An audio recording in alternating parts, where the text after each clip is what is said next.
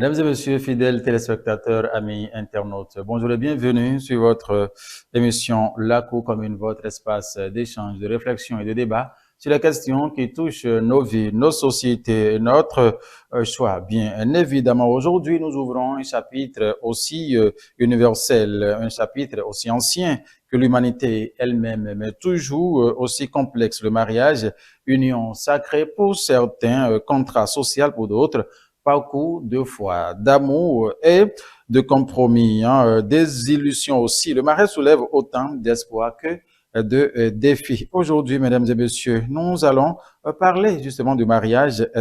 Est-il encore un rêve à poursuivre ou une aventure périleuse à repenser? Est-il la promesse d'un bonheur partagé ou le début d'un long chemin semé d'embûches? Plusieurs interrogations auxquelles nous allons tenter d'apporter des propositions de réponse sur ce plateau avec nos invités. Martin Jean Nestor, pasteur et fondateur de l'église Meïda, porteur d'une vision spirituelle du mariage entre engagement divin et responsabilité humaine. Nous allons en discuter sur ce plateau. Pasteur Martin Jean Nestor, bonjour. Oui, bonjour frère Mathieu, bonjour à toutes les téléspectatrices et téléspectateurs. Merci pour votre disponibilité pour nous aujourd'hui. C'est moi qui vous remercie. En face du pasteur Jean Martin Nestor, nous allons recevoir André Alichonou. André Alichonou, qui est un psychologue clinicien, oui, il fait connaisseur des dynamiques de couple pour nous aider à comprendre, mesdames et messieurs, ce qui se joue dans l'intimité et la durée. André Alichonou, bonjour. Bonjour Mathieu, bonjour pasteur, bonjour chers téléspectateurs et chères téléspectatrices. Merci de vous rendre disponible pour nous aujourd'hui encore. Ben, c'est toujours un plaisir d'être là. Mesdames et messieurs, vous les avez compris, elle est attendue ici à Naël, mais malheureusement a manifesté son indisponibilité à la dernière minute, raison pour laquelle nous avons 3-1 ici, pour nos invités ici ce matin. Ce qui est sûr, ce n'est pas grave, nous allons aborder la question et oui, avec l'intention de vous servir comme il le faut. Alors, le mariage, nous allons en discuter sur ce plateau aujourd'hui avec nos invités. Oui, avec vous, une institution. On aimerait savoir un peu ce qu'il faut comprendre d'abord du mariage avec vous, Martin Jean Nestor. Oui, le mariage, au commencement, est une institution de Dieu. Dieu l'a instauré pour régler un problème. Du coup, je dis, le mariage, c'est aussi une mission. Celui qui va au mariage, il va, pas pour son propre plaisir, mais pour régler un problème que Dieu lui demande de régler. Adam ne devait pas rester seul. Il n'est pas bon qu'il soit seul. Il y a un vide. Et la femme a été créée pour venir combler le vide, comme aide. Donc c'est aussi une mission. Une mission. Vous avez dit, André Alichonou, le regard psychologique justement sur cette affaire-là, sur la question du mariage, excusez-moi le terme affaire là et tout. Qu'est-ce qu'on peut comprendre justement quand on parle de mariage, une institution, comme l'a dit tout à l'heure le pasteur? Oui, dans tous les cas, le mariage ne peut pas être vu d'un seul point de vue, parce que nous parlons de contrat d'union, nous parlons de complicité, nous parlons de rencontre de deux individus, de deux personnes, nous parlons de rencontre de deux mondes, pour ne pas dire de 4 mondes si on va un peu plus loin, mais bon, on ne saurait opiner que avec un regard, j'ai envie de dire, purement religieux ou spirituel, ou purement psychologique, ou purement politique, ou institutionnel. Mais toujours est-il que le mariage engage plusieurs parties. Et donc, chaque partie prenante a un rôle à jouer. Oui. Et comment chacun s'investit dans le mariage, c'est là que la question se pose. Voilà. Est-ce, même si c'est une mission, cette mission, comment on la remplit, comment on la joue, et qu'est-ce qu'on donne en termes d'investissement humain, d'investissement de capital, j'ai envie de dire moral, comportemental, psychologique. Parce que là où on parle d'institution, c'est que on est allé dans un contrat, j'ai envie de dire à vie. Parce qu'à la base, on ne se marie pas pour se démarier, pour avoir une rupture plus tard. Donc, voilà cette institution, si je me permets d'employer le mot, cette institution, ce contrat qui n'est pas comme tous les autres contrats. Un contrat avec lequel il faut réfléchir plusieurs fois et qui engage beaucoup de préalables avant de s'engager. Donc, c'est un peu ce que je peux dire tout de suite à propos de ça. Voilà. Merci à vous pour ce premier tour ici sur ce plateau par rapport à ce thème. Pasteur Jean-Martin Nestor, nous allons revenir à vous. Le mariage, est-ce que ça reste toujours cette institution adaptée à notre époque, au regard de l'évolution aujourd'hui du temps et des choses? Vous savez, les choses ont évolué au niveau des hommes. Mais au niveau de Dieu, Dieu est toujours Dieu. Et c'est parce que les gens ont désacralisé le mariage que nous constatons tout ce qui se passe aujourd'hui. Voilà. Parce que plus tard, les hommes se sont dit non, c'est ce que je veux que je vais faire, c'est ce qui me convient que je ferai. Et ils ont outrepassé les règles établies par Dieu. Quand vous voyez au commencement, Dieu n'a pas demandé l'avis d'Adam. Tu veux quelle couleur de femme? Tu veux quelle taille de femme? Tu veux quelle corpulence de femme? Mais lui a créé une femme et lui a imposé. Vous voyez un peu, non? Très bien, on vous suit. Adam a aimé Ève. Dans la même Bible, quand vous regardez le mariage de Isaac, on n'a même pas consulté Isaac. Abraham a fait le choix, tout en laissant le divin agir.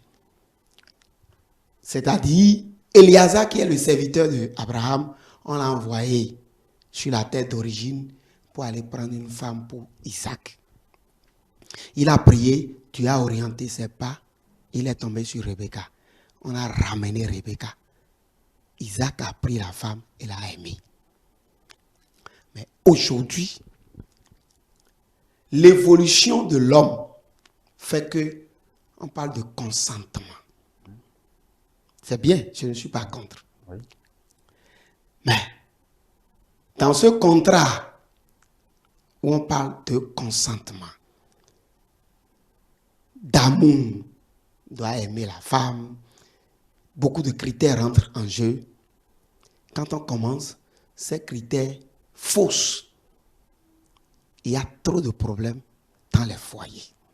Peut-être qu'on va en parler plus tard. Ce qui fait que le mariage aujourd'hui, entre griffes là, les gens se demandent s'il faut aller au mariage. Est-ce qu'aujourd'hui même là, on parle encore du mariage ou bien on parle d'essai? Les gens sont devenus des essayistes. Ils essayent leur vie ensemble. Est-ce qu'on peut vivre ensemble? Mais pour parler du mariage spirituellement, il y a beaucoup de préalables. On ne parlera plus de mariage si la femme avait déjà connu un homme.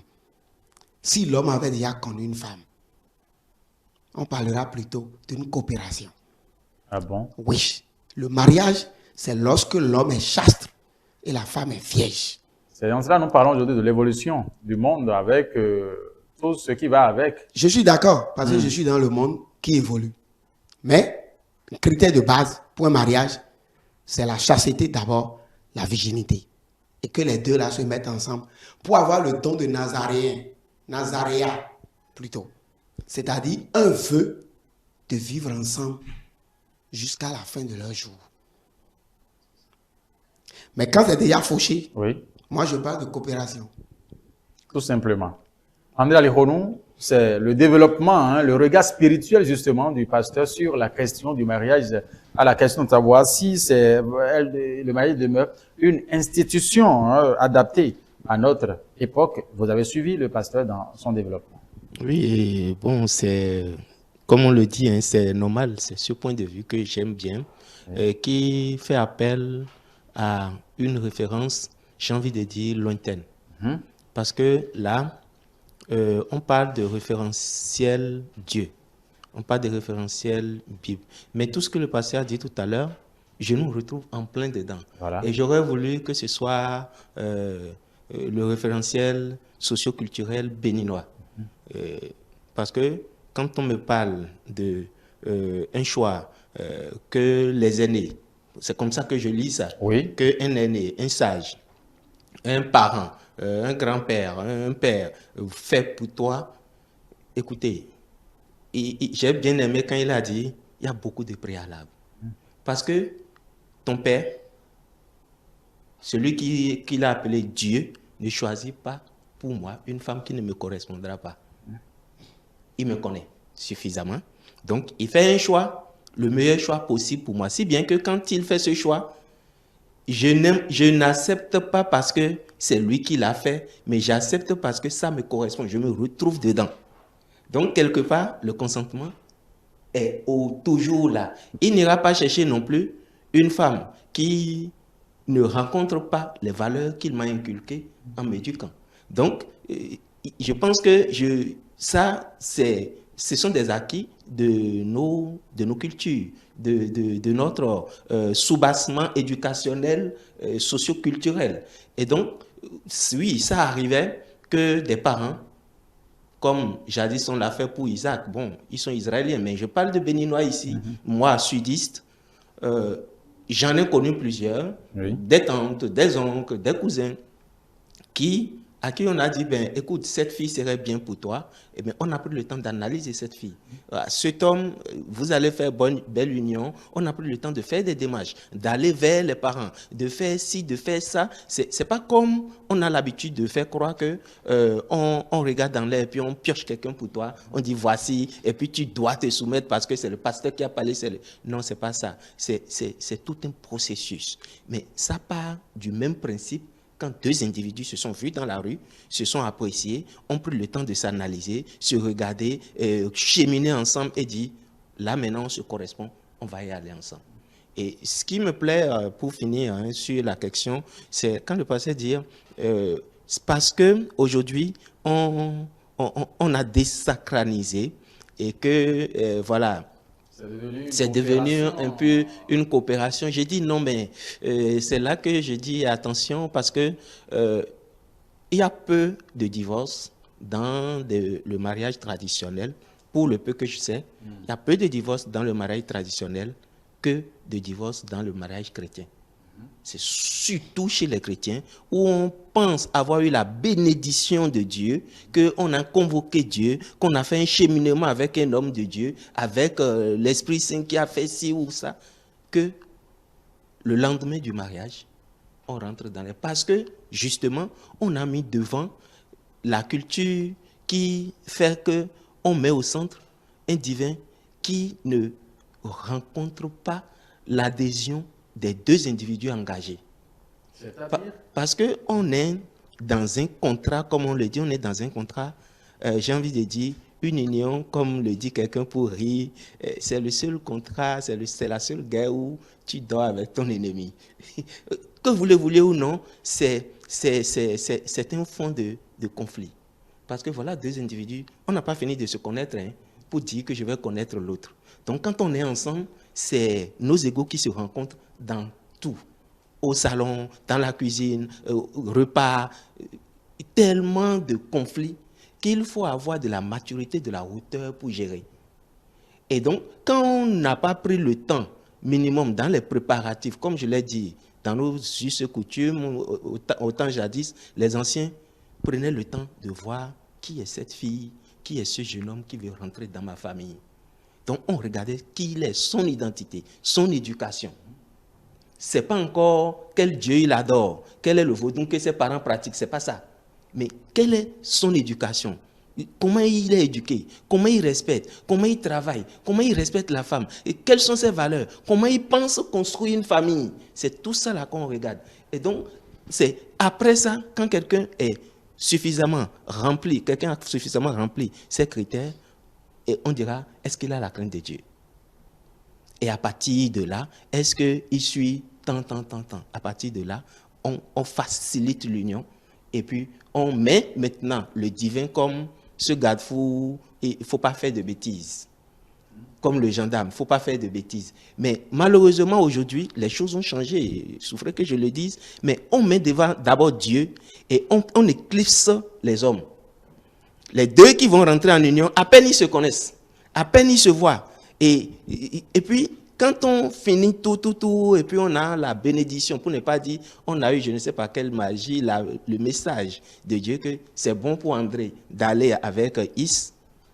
Maintenant, les deux vont apprendre à se découvrir. Bonjour les dégâts. Donc la faute n'est pas aux individus. La faute est à qui alors selon vous? La faute est au processus qui change. Et ce n'est pas les individus qui ont changé le processus. Je ne sais pas si vous me suivez. Si ce n'est pas les individus qui ont changé le processus, c'est qui alors? Qui peut... Les deux jeunes oui. qui ont été mariés par un pasteur, par encore les prêtres, pour ce que je dis, c'est vous qui venez et ils facilitent.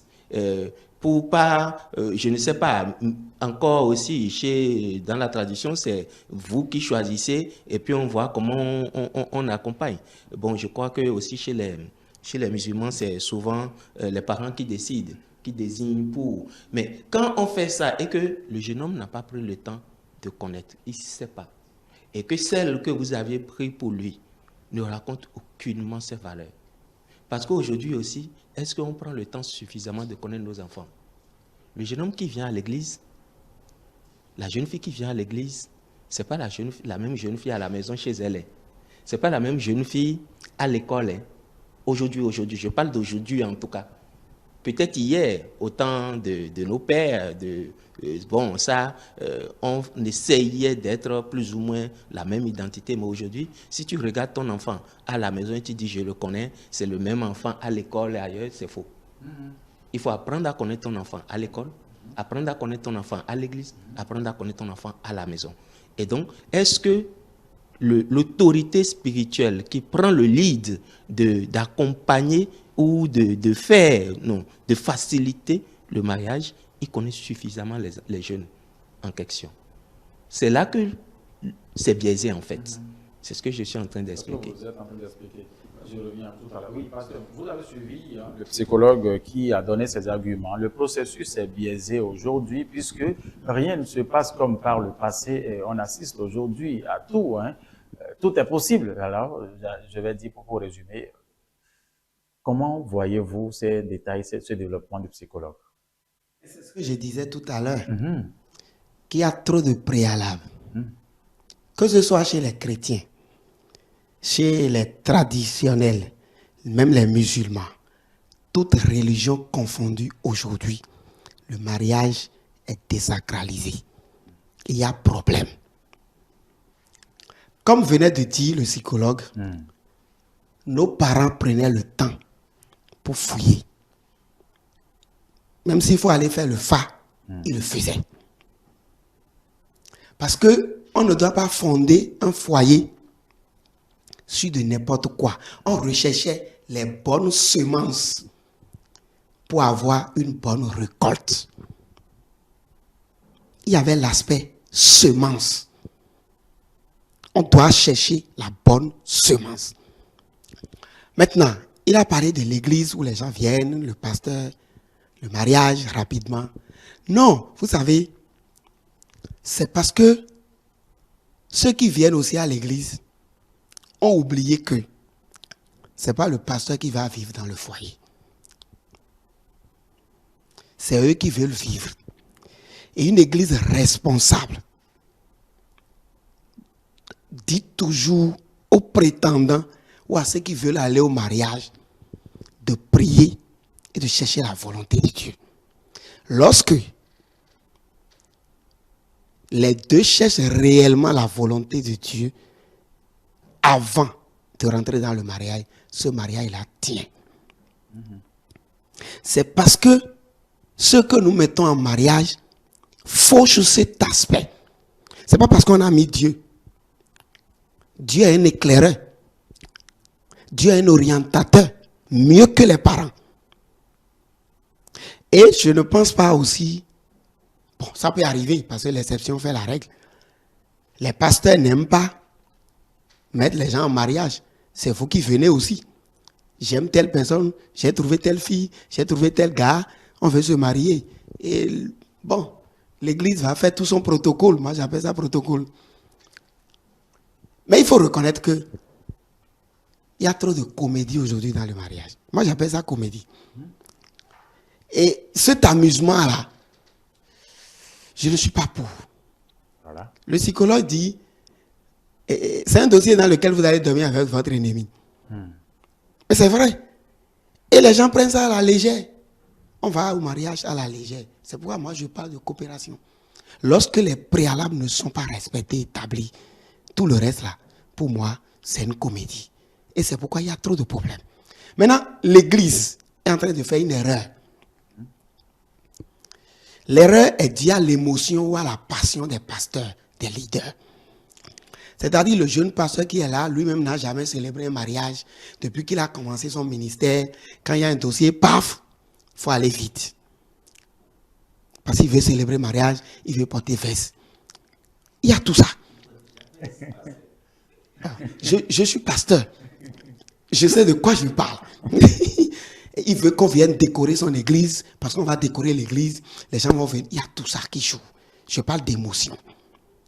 Sans prendre le soin de dire à ceux qui vont au mariage, voilà ce qui vous attend. De décortiquer réellement l'institution que Dieu a établie, la mission qui les attend. Ils sont innocents de tout ça, mais on veut prier pour eux, on veut les mettre ensemble. Maintenant, quand on a fini de dire tout ça, ils doivent se connaître, n'est-ce pas? Oui, ils doivent se connaître. Il y a un temps de fiançailles qu'on donne aux gens. Mais qu'est-ce qu'ils font dans ce temps? Dans ce temps de fiançailles-là, ils vont au péché. Quand on a construit une maison, qu'on veut qu'elle dure, on a construit ça sur du foin. Vous voulez que la maison tienne comment? Les gens construisent leur mariage sur le péché, sur la fornication. C'est-à-dire qu'ils ont le temps d'aller au sexe avant de venir au mariage. Le soubassement étant faussé, ça ne tiendra pas la route. Du tout pas. Cette fille qu'on veut mettre en mariage, elle n'est pas vierge. Elle a eu le temps de se coucher avec Y. Donc elle est venue souiller. On n'a pas pris du temps pour la purifier. Parce qu'elle n'a même pas dit tous ces dessous au pasteur. Elle a même déjà avorté avant de venir. Mais puisqu'on l'a retrouvée dans une église, surtout évangélique, on a retrouvé un ange. Paf, on va aller au mariage. Mais tout s'est passé là. Comme dirait l'autre, c'est derrière nous. C'est pas derrière, c'est devant. Ah bon? Qu'est-ce qu'il y a derrière? Je viens de gérer un dossier avant de venir ici. Où la femme a déjà avorté avant de venir au mariage. Le mari était assis quand on discutait. Mais allez les dégâts. Parce que le sang qu'elle a versé là, le sang crie. Et le sang crie vengeance. Ce n'est pas derrière, c'est devant. Mais il y a tout ça là qui rentre. L'homme aussi a eu du temps de parcourir les couches avant de venir au mariage. Ces filles qu'il a traversées là. Il connaît leur constitution, ce qu'ils sont, ce qu'elles sont. C'est des esprits peut-être, c'est des fantômes. Mais tout ça là, ça vient gangréner le mariage après. Donc quand tous ces préalables là ne sont pas remplis, et qu'on pense que le mariage, c'est comme ce que l'État, institution État a instauré, où il faut aller faire le mariage civil avec un code de mariage, tout ça là. Ça ne marchera pas. Ça devient simplement un contrat de société où ils vont vivre tout ce qu'on vit aujourd'hui dedans. Mais si les jeunes peuvent retourner et voir, mais attention, qu'est-ce que je veux dans mon mariage? Quel est mon principe de vie moi-même? La fille que je dois prendre doit aussi être compatible à tous ces principes de vie. Quelle est ma religion? Quelle est ma foi? Il y a tout ça. Tous ces préalables étant biaisés, il n'y a pas mariage, il y a coopération.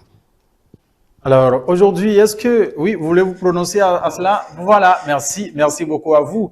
Aujourd'hui, est-ce que les difficultés rencontrées dans le mariage relèvent-elles de la société ou bien c'est des individus, André Alikolo? des deux, et les responsabilités sont partagées, entièrement partagées, parce que le mariage dont on parle aujourd'hui, c'est pas le mariage dont on parlait hier, c'est pas le mariage dont on parlera demain. Et je pense que il faudrait qu'on évolue avec la société. Voilà. Vous savez, le monde aujourd'hui, tout est devenu mercantile. Le pasteur l'a dit tout à l'heure, le mariage pour les églises est devenu un fonds de commerce qui organise le mieux, qui fait venir plus de véhicules, qui va donner plus de quêtes. On va profiter pour avoir un peu de sous en ce moment. Qui va parrainer, qui va. Donc, ça devient un peu le matu vu. C'est pas de ça qu'on parle. Moi, je voudrais parler de cette union entre deux personnes qui ont décidé de s'offrir leur moitié mutuellement. Mathieu, je t'aime. Bon, pas Mathieu. C'est un exemple donné ici. J'ai dit n'importe quoi. Voilà. Elisabeth qui dit Mathieu, je t'aime, je t'apprécie bien. Mais, ok, Mathieu aussi dit à Elisabeth, je t'apprécie. Et puis on voit si nous deux on est compatibles. Jusqu'où nous sommes compatibles. Toujours est-il que vous ne serez pas 100% compatibles. Mais votre seuil de tolérance, et c'est là que j'en appelle à la responsabilité sociétale. C'est là qu'on doit pouvoir éduquer j'ai envie de dire, le couple, les deux personnes qui voudraient aller au mariage sur leur incompatibilité. C'est pour ça que je dis la responsabilité, autant religieuse que sociale ou culturelle, est là, parce qu'on fait comme si vous allez au mariage, une fois que vous êtes unis, ou une fois qu'on a prononcé que vous êtes ensemble, c'est comme si c'est fini, quoi. Il n'y a pas de problème, il n'y aura plus rien. Alors. Mais c'est deux individus différents qui vont se retrouver. Les deux qui étaient en copinage, ce n'est pas les deux qui vont se retrouver dans le mariage. Lorsqu'on a fini de tout prononcer, même si c'était à la mairie, qu'on a fini, que vous rentrez à la maison, là, vous devenez déjà deux personnes différentes. Totalement différentes. Et donc, c'est à partir de tout ça qu'il faut apprendre aux gens à voir quel est ton seuil de tolérance. Voici votre seuil, quand on vous prend vous deux, votre seuil d'incompatibilité. Toi, quel est ton seuil de tolérance? Toi, quel est ton seuil de tolérance? Pour pouvoir porter l'autre. Parce que c'est de ça qu'il s'agit. Quand on parle de complémentarité, je suis prêt à le porter jusqu'où. Et c'est là, j'ai dit, toute la responsabilité est aux individus. Parce que quand on convoque le divin, écoutez, qu'est-ce que Dieu veut? Que les gens soient en paix, qu'ils vivent bien, et qu'ils aient la quiétude et qu'ils puissent avoir la paix, j'ai envie de dire morale, pour pouvoir le louer lui. Si je prends cet être extrait, pour ne pas dire au-delà de notre entendement, qu'on appelle Dieu, qui coiffe tout puissant, qui coiffe tout, oui, chacun en nous a cette crainte-là, et chacun a un référentiel Dieu. Donc, je ne convoque pas là, dans le mariage, cet aspect, moi. Je convoque la possibilité ou la difficulté pour chaque individu engagé à pouvoir accepter l'autre, jusqu'où il est prêt à accepter. C'est ça qui fait le mariage. Et tu as beau être... Écoutez, il y a des pasteurs qui se défont, hein, qui divorcent. Et il y a un célèbre exemple, on a vu il n'y a pas longtemps. Si je vais faire une petite analyse psychologique, un célèbre pasteur, je n'ai pas envie de citer de nom, que vous connaissez, dont la femme est décédée, mais à peine un temps après, il s'est remarié. Tout de suite, on se pose la question s'il avait vraiment aimé celle-là qu'il mettait sur les toits, partout. Il avait vraiment aimé. Est-il vraiment un pasteur modèle? Il y a beaucoup de... Parce que quand tu projettes les choses d'union, de complémentarité, de ci, de ça, c'est que tu as donné une partie de toi. Et donc, la rupture, tu n'as pas envie qu'il y ait rupture. Tu fais tout pour que ça puisse marcher entre vous. Et c'est ça, j'ai dit, ça n'engage que les deux individus. Quand il y a la facilitation d'un pasteur, d'un spirituel, d'un parent, d'une autorité administrative ou tout ce que vous voulez, il ne faut pas prendre la place des deux individus à aucun moment. Et c'est là que je dis, je ne suis pas trop d'accord avec le pasteur quand on dit, mais je ne peux pas acheter un produit, les jeunes le disent, je ne peux pas acheter un produit emballé. Il faut que je sache, si je vais à Misseboy, que j'achète un produit emballé, écoutez, quand je vais rentrer, je vais couler les lames. vous savez de quoi je parle. Vous allez à Missa, vous faites les achats, vous faites tout, vous donnez l'argent, vous n'avez pas vu le produit, vous rentrez, vous allez couler les larmes, c'est parce que vous avez acheté ça. Donc, il revient aux deux jeunes, pour ne pas dire aux deux prétendants, de s'asseoir, comme on est assis, et de dire, écoute Pierre, j'ai fait ci, j'ai fait ça, j'ai fait ci, j'ai fait ça. Donc la facilitation, c'est d'amener les jeunes à pouvoir franchir les barrières je ne sais pas, les barrières de honte sociale, de freins, j'ai envie de dire, religieux et tout ça, et de se dire, on s'engage, parce que quand André s'engage, c'est André qui s'engage pour lui. André ne s'engage pas pour Jacques. André ne s'engage pas pour Jacqueline. Oui, j'ai vu Jacqueline avec ses beaux yeux, avec ses fesses, avec ses seins, etc. Mais après, il faut aller au-delà de cela dans le mariage. Parce que j'ai dit tantôt, c'est vrai en blague, mais on va dormir avec notre ennemi. Écoutez, j'ai reçu une dame une fois et la raison, quand j'ai demandé qu'est-ce qui se passe, pourquoi est-ce que vous voulez forcément aller au divorce, la raison, Mathieu, tu vas en rire. Entre autres raisons, c'est que quand le monsieur, ils sont à table, le bruit que fait sa mâchoire, ça, quand il mange là, ça dégoûte. Elle ne supporte plus ça. Et, écoutez, ils ont un enfant de, je crois, 9 ans ensemble. Ils ont eu le temps de faire une quinzaine d'années de vie. Ils ont construit ensemble une maison, ils ont un enfant, ils ont élevé, ils ont travaillé, ils ont pris des prêts, Mais c'est le bruit maintenant à table, c'est-à-dire après une dizaine d'années, c'est maintenant, elle entend le bruit de ses mâchoires quand ils mâchent les aliments. Vous voyez, en France, on dit, qui veut tuer son chien l'accuse de rage.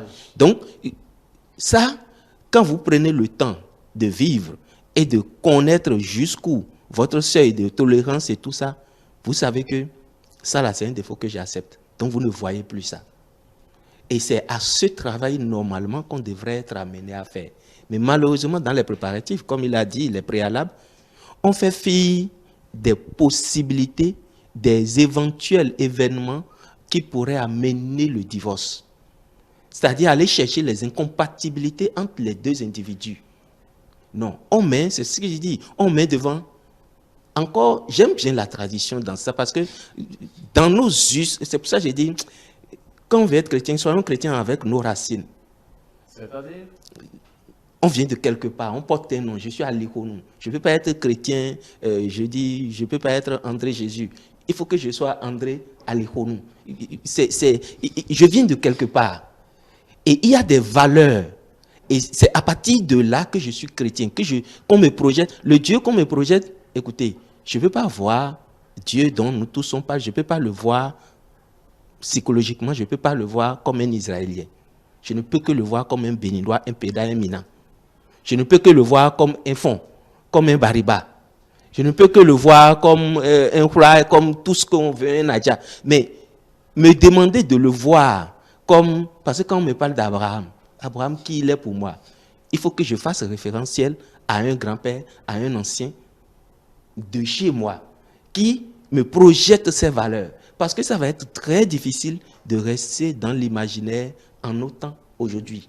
Parce que, vous savez, aujourd'hui, c'est l'ère de la critique. Les enfants posent, promenez votre regard, les jeunes posent beaucoup de questions. Ils demandent beaucoup, ils critiquent énormément. Pourquoi ci, pourquoi ça? Écoutez, un jeune qui demande à son père, pourquoi il y a des pauvres dans la vie? Pourquoi il y a des gens qui manquent d'argent? Pendant que d'autres en ont tellement qu'on peut remplir une maison avec. Pourquoi?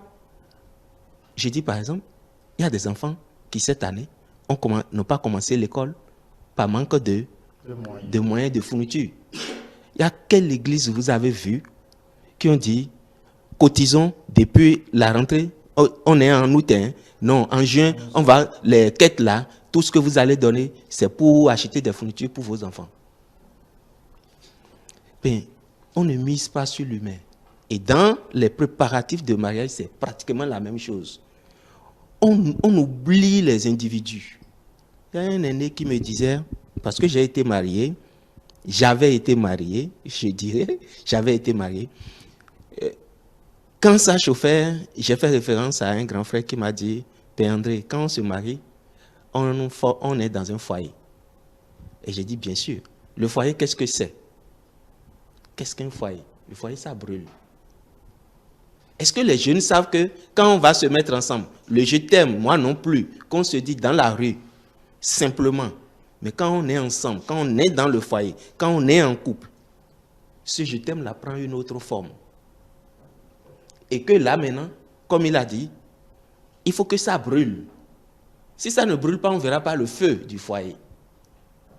Et donc, vos incompatibilités, si vous ne prenez pas la peine de les élaborer, d'apprendre à vous connaître, d'abord vous-même, apprendre à connaître un peu l'autre pour pouvoir collaborer, comme il le dit, collaborer, ce sera ça, faire des compromis, accepter des choses, fermer les yeux sur certaines choses, ne pas voir, ne pas entendre, ne pas toucher certaines choses en son temps et trouver la stratégie pour dire, c'est tout ça là qu'il faut apprendre à connaître aux jeunes. Malheureusement, ce n'est plus ça. C'est ce qui se faisait hier. C'est pour ça que j'ai dit, les choses changent, pas forcément à la faute des jeunes, pas forcément à la faute des sociétés. Plus personne n'a ce temps. Oui, pasteur, un instant. Oui. Sur ce débat, sur ce pan de la question, on aimerait aussi vous... Le psychologue, peut-être qu'il a mal compris ce que j'ai dit. Je ne prône pas le mariage forcé, où l'Église doit imposer. Non, je ne prône pas ça. Encore que là, il y a des cas où, en tant que pasteur, vous êtes obligé de le faire. Quelles sont ces exceptions? Des exceptions. Moi, je l'ai fait. Et ça marche. J'ai retrouvé un monsieur attaquant. L'autre fois, ça fait à peine 2 semaines. Je ne le reconnaissais même plus. C'est lui qui est venu me saluer. Il a appelé son nom. Ah, son mariage, c'est moi qui lui ai proposé la femme. Ils sont au Nigeria, ils vivent bien. Ça fait plus de 15 ans. Deuxième chose, c'est ce que j'ai dit. C'est pourquoi je parle de préalable. J'aime bien le mot, j'ai proposé. Il a la possibilité de dire non. Oui. Donc, je ne cautionne pas le mariage forcé. Non. Il faut que dans le processus, le consentement s'installe. Deuxième chose, nos parents ne peuvent pas être plus révélateurs que Dieu. C'est parce que les chrétiens ne prennent pas du temps pour chercher la volonté de Dieu. Je vais vous donner 2 exemples. Allez-y. Le premier, ça me fait mal. C'est un jeune, il était dans mon église, il était avec moi, il a été même mon chauffeur, célibataire, et il y avait une fille dans l'église. Quand la fille a commencé l'église, en tant que pasteur, Dieu m'a utilisé pour sa délivrance. Donc, je sais qui est là. Je connais tous les esprits que j'ai chassés de sa vie. Lui vient, il se propose comme quelqu'un qui veut marier la fille. Je dis, tu es sûr? Il dit oui. Je dis, va jeûner, va prier 3 mois et reviens me voir. 3 mois. Hein? Oui. C'est au moins, minimum, c'est ça. Prier jeûne pour demander à comprendre qui j'ai en face de moi. Il est allé, il a fait les 3 mois. Secret professionnel, moi, je ne peux pas lui dire, j'ai chassé tel démon. Non, ce n'est pas mon rôle. Je respecte la fille. Donc, après les 3 mois, il est revenu me voir. Tout ce que Dieu lui a révélé, il m'a dit. Et c'était conforme, presque, à tout ce qui s'est passé dans le scénario de délivrance. J'ai dit, maintenant, il connaît. Ce n'est pas moi qui ai dit. Il connaît la fille. Es-tu prêt pour la prendre? Il dit oui. J'ai dit, je ne suis pas sûr que tu es prêt. Va faire encore 3 mois de jeûne et va prier. Ça devient beaucoup. C'est pas beaucoup. Allez-y. Allez-y. C'est pas beaucoup. Il est revenu. Il a dit oui. Ça lui convient. Il est prêt. Il va livrer le combat. Il va faire tout ça. Ils ont commencé fiançailles. Ils ne sont même pas allés au mariage. La fille est allée chez lui. Je ne sais pas si c'est pour commettre la fornication. Ils se sont battus. Ils ont cassé télé. Puis ça là, c'est terminé. Deuxième exemple que je vais vous donner. Excusez-moi, c'est l'incompatibilité comportementale, émotionnelle, sentimentale. Mais il savait. Il savait. Il ne pouvait pas savoir s'ils ne sont jamais rentrés en contact, s'ils restent dans la prière. Bon. Le deuxième cas, C'est pratiquement les mêmes choses. Mais ici, c'est encore plus élevé, degré supérieur. La fille a déjà fait sa vie dans le monde. Elle est venue à Christ. Elle va devenir une nouvelle créature. Mais elle a le sida. C'est à moi d'aller dire qu'elle a le sida. C'est pas mon rôle. Voilà un homme qui vient, qui dit, il veut. je veux. Va faire 3 mois de prière et revient. Il est revenu. Dieu lui a parlé.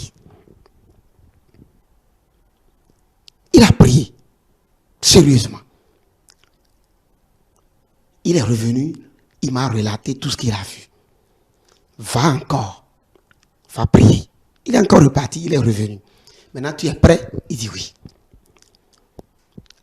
Va parler à la fille. Ils ont commencé. Quand je les ai réunis ensemble là, j'ai posé la question. Tu sais quel problème elle a? L'homme me dit oui, qu'elle lui a déjà dit qu'elle a le sida. Moi je savais. Mais moi je ne dois pas lui dire. D'accord. Malgré ça, tu veux? Il a dit oui. Va prier. Quand il est revenu, ce qu'il m'a dit m'intéresse. Il m'a dit que Dieu lui a dit que c'est lui qui doit épouser la fille. Et que lui, Dieu va l'accompagner, va le soutenir. C'est une mission. Et qu'il est prêt. Mais ils sont là, ils ont des enfants. C'est ce que le fidèle vient de dire. Oui. Ils sont là, toujours avec moi, ils ont des enfants. Ils sont heureux. Lui n'a pas été contaminé. Ils sont des enfants. Ils vivent ensemble. Et toutes les fois qu'ils veulent accoucher, c'est le CNHU qui prend le dossier GG avec eux.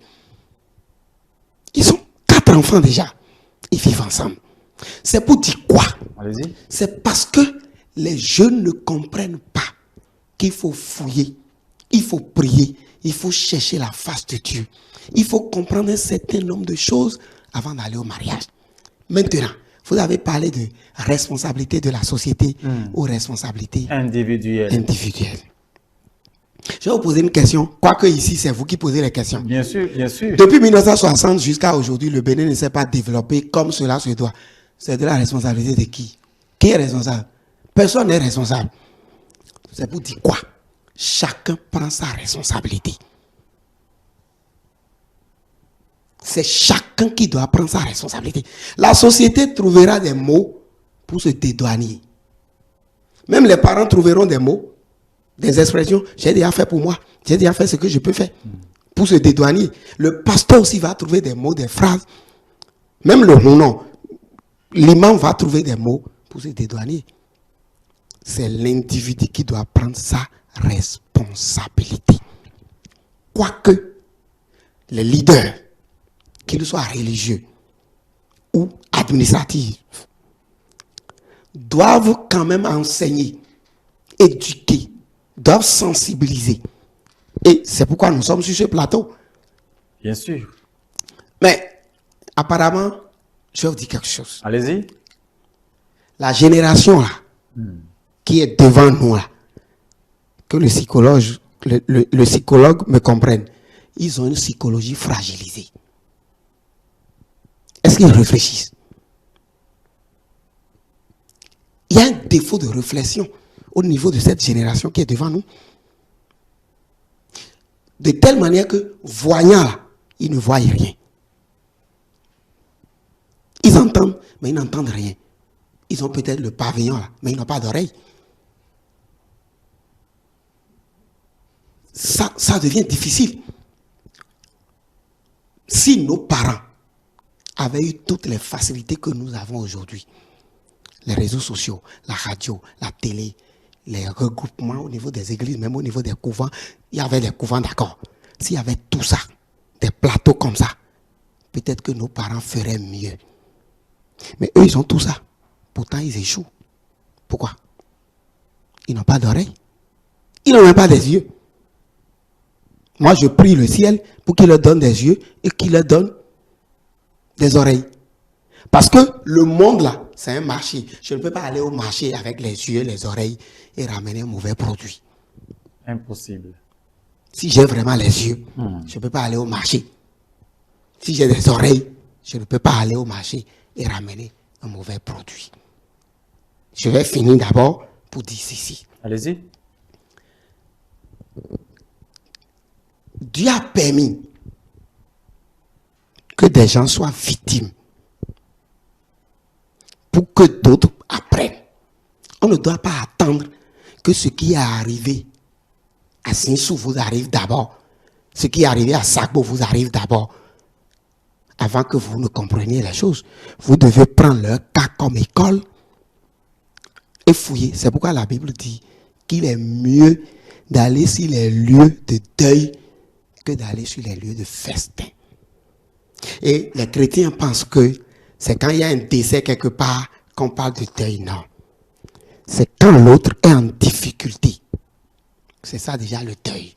Allez fouiller, allez chercher à comprendre, allez évaluer sa situation. Qu'est-ce qu'il a amené jusque-là? Tirez leçon.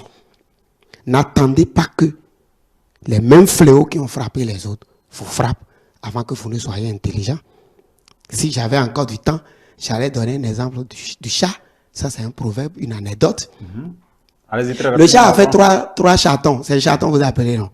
Le petit du chat, oui. Il dit, mais vous là, parmi les hommes là, toi, combien de fois tu seras victime pour devenir intelligent? Le premier dit, maman, si ça m'arrive premièrement, deuxièmement, avant que la troisième n'arrive là, je vais devenir intelligent.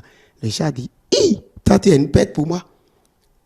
Il appelle le second, il dit, combien de fois tu seras victime pour devenir intelligent? Il dit, première fois, pour la deuxième fois, je vais devenir intelligent.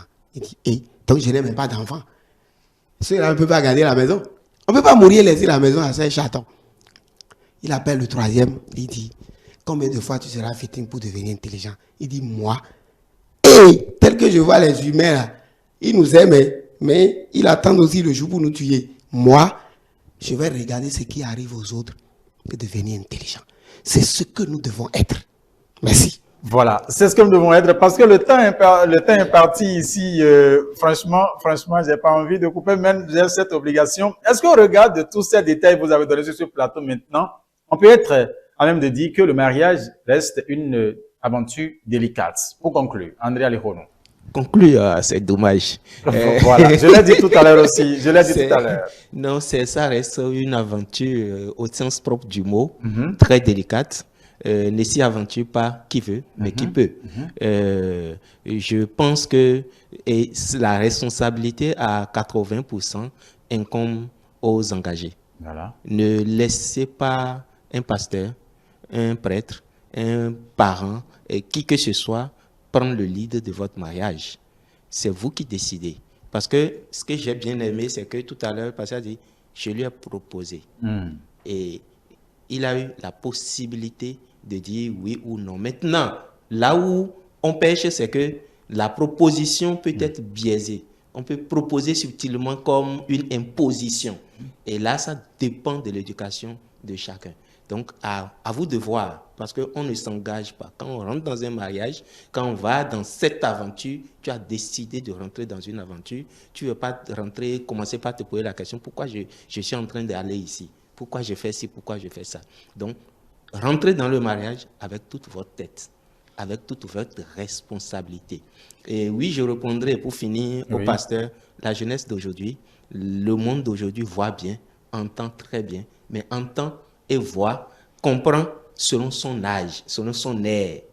Et donc, à nous, peut-être, je dis nous, ou bien aux anciens, de s'actualiser pour comprendre comment est-ce que je vais orienter cette jeunesse, qui n'est pas la jeunesse de mes parents, qui n'est pas ma jeunesse, ce que j'ai passé, parce que les choses ont évolué.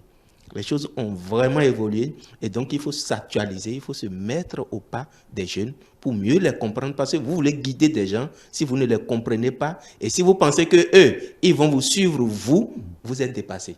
C'est vous qui les suivez, c'est vous qui essayez de les, comme vous le dites là, de les comprendre, de voir où est-ce qu'ils peuvent aller, comment ils peuvent, quel est son potentiel, comment je peux l'orienter. En fait, c'est ce travail-là qu'on va inviter les gens à faire, surtout dans le mariage, mais à amener les gens, les jeunes, à parler plus aussi dans les préparatifs des incompatibilités. Aller chercher les incompatibilités des uns et des autres. Aller voir jusqu'où il est capable de relever tel défi, pour qui ou pourquoi. C'est important. Merci à vous, André Alikhounou. Incompatibilité dont on parle ici, ce n'est pas aller voir l'électrophorèse seulement, ce n'est pas aller voir le groupe sanguin seulement. Ça là, c'est encore quelque chose. Comportemental. Ça là aussi est dedans. Mais il faut essayer. Voilà, parce que nous sommes à vous aussi pour conclure le mariage, une véritable aventure délicate. Pour conclure, quelques minutes rapidement pour finir. C'est vraiment une délicate aventure. Ça, c'est clair. C'est pourquoi ceux qui y font n'ont qu'à prendre toutes les précautions pour y aller. Voilà. Ne va pas au mariage qui veut, mais c'est qui peut et qui a trouvé la grâce. Merci. Merci à vous, chers pasteurs. Mesdames et messieurs, le mariage est un chemin glissant, parsemé aussi d'embûches, mesdames et messieurs. Vous avez compris en tout cas le développement de mes invités sur ce plateau. André Alikhounou, psychologue clinicien, lui qui a donné ses avis aussi sur cette question ici aujourd'hui. Merci à vous, André, d'avoir préparé ici aujourd'hui une fois encore. Permets-moi de dire, encore, juste une minute pour dire, je ne pourrais pas finir cette émission sans faire une parallèle en fait. Parce que vous voyez, quand on parle de mariage entre individus, mais je voudrais me permettre de dire, le Bénin est en train de se marier aussi. On est dans une période aujourd'hui où nous sommes en train de prendre nos responsabilités. Où je félicite la classe politique de toutes parts qui donne le pas, la responsabilité aux jeunes pour dire l'avenir vous appartient. Comment vous comptez construire votre pays? Que ce soit l'opposition, que ce soit la mouvance, félicitations. Tout simplement. Non, je dirais la même chose. Le Bénin est en train de tourner une page. N'est-ce pas? On aura peut-être le temps de revenir sur ça, parce que j'ai compris que vous avez envie de parler politique un peu. Mesdames et messieurs, merci infiniment de nous avoir suivis. Le rendez-vous de la Cour comme c'est encore demain par la grâce de Dieu. Portez-vous bien. Au revoir. Merci beaucoup, pasteur.